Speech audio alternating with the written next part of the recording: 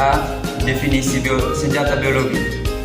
Senjata biologi atau bahasa Inggris biological weapon adalah senjata yang menggunakan patogen atau bakteri, virus, atau organisme penghasil penyakit lainnya sebagai alat untuk membunuh makhluk hidup atau melupakan musuh.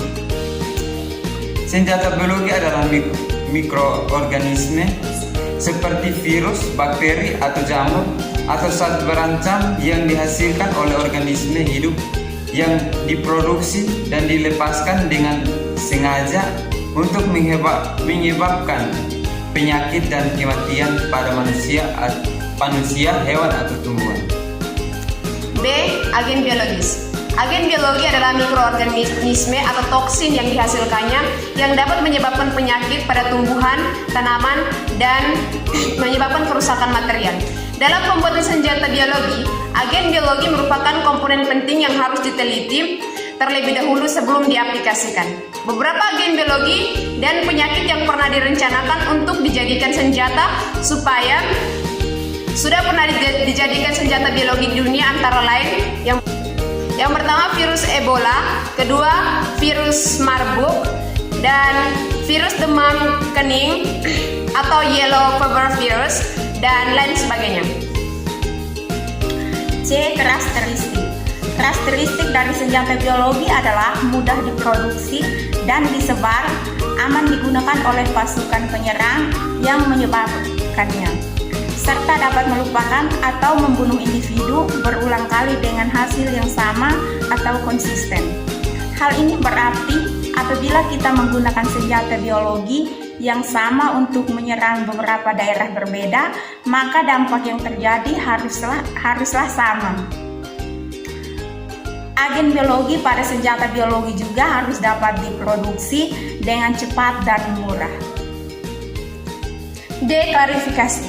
Klarifikasi atau pengelompokan senjata biologi dapat dilakukan berdasarkan taksonomi, inang, sindrom yang ditimbulkan, efek yang dihasilkan, cara penyebarannya, dan respon praktis atau menurut sifat fungsionalnya.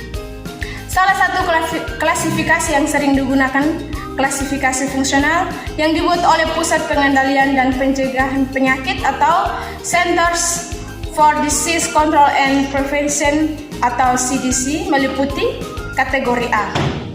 Kategori A penyebarannya dapat dilakukan dengan mudah dan ditularkan dari manusia yang satu ke yang lain.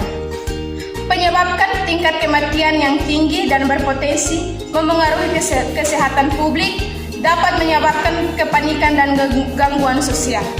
Memerlukan penanganan khusus untuk persiapan kesehatan masyarakat. Contoh kategori A, cacar, antraks, botulisme, dan lain-lain. Kategori B, kemampuan penyebaran bersifat moderat, menimbulkan tingkat kesaktian yang moderat dan tingkat kematian yang rendah. Memerlukan peningkatan kapasitas diagnostik yang spesifik dan peningkatan pengawasan penyakit. Contoh kategori B, brucellosis, demam Q, glanders, dan lain-lain. Kategori C meliputi patogen yang dapat memodifikasi untuk disebarluaskan pada masa depan karena memiliki karakteristik sebagai berikut: ketersediaan memadai, mudah diproduksi dan disebarkan, berpotensi menyebabkan tingkat kematian dan kesaktian yang tinggi, serta mampu mempengaruhi kesehatan publik. Contoh kategori C, virus hanta, virus Nipah, dan demam kuning. Hai, perkenalkan nama saya Resti Elimau dengan NPM 32210023. Pada bagian ini saya akan menjelaskan keuntungan dan kerugian dalam menggunakan senjata biologis. Yang pertama, keuntungan. Keuntungan pemakaian senjata biologis adalah biaya produksi yang relatif murah dibandingkan senjata penghasil lainnya. Alat dan bahan yang dibutuhkan untuk pertumbuhan agen biologis cukup sederhana, dan waktu yang diperlukan dalam pembuatannya juga relatif sedikit. Yang kedua, kerugian. Penggunaan senjata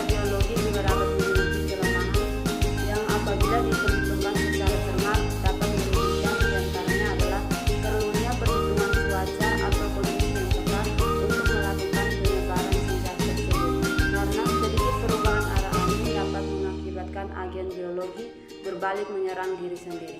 Perkenalkan, nama saya Cynthia Nakwa dengan NPM 322199. Bagian E, peran bioteknologi dalam pembuatan senjata biologi.